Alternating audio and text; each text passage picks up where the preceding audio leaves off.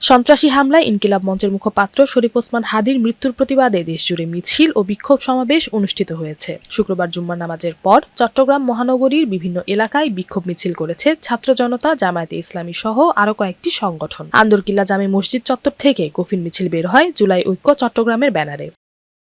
গাজীপুরের চান্দনা চৌরাস্তায় বিক্ষোভ করেছে এনসিপি, ইসলামী আন্দোলন, গণ অধিকার পরিষদ সহ বিভিন্ন রাজনৈতিক দলের নেতাকর্মীরা।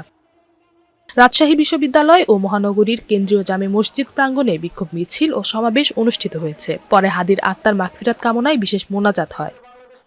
হাদির মৃত্যুর ঘটনায় খুলনায় গায়েবানা জানাজা ও বিক্ষোভ অনুষ্ঠিত হয়েছে। বিপ্লবী ছাত্র জনতার ব্যানারে এই কর্মসূচি পালন করা হয়। দুপুরে জুমার নামাজের পর খুলনার বাইতুন্নুর জামে মসজিদ সহ বিভিন্ন মসজিদে শরীফ ওসমান হাদির বিদেহী আত্মার শান্তি কামনা করে দোয়া অনুষ্ঠিত হয়।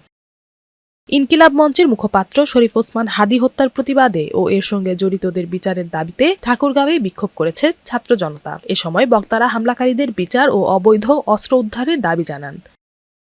হাদি হত্যাকারীদের দেশে এনে শাস্তির দাবিতে ঝালকাঠিতে সড়ক অবরোধ করে বিক্ষোভ করেছে বিক্ষুব্ধ ছাত্র জনতা।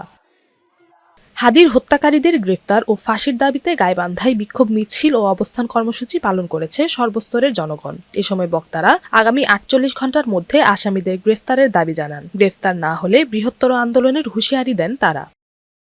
এছাড়া হাদির আত্মার মাগফিরাত কামনায় সাতক্ষীরা, যশোর, চুয়াডাঙ্গা, বাগেরহাট, জয়পুরহাট, নাটোর সহ দেশের বিভিন্ন এলাকায় মসজিদে দোয়া হয়েছে। একই সাথে প্রার্থনা হয়েছে মন্দির, গির্জা ও প্যাগোডায়।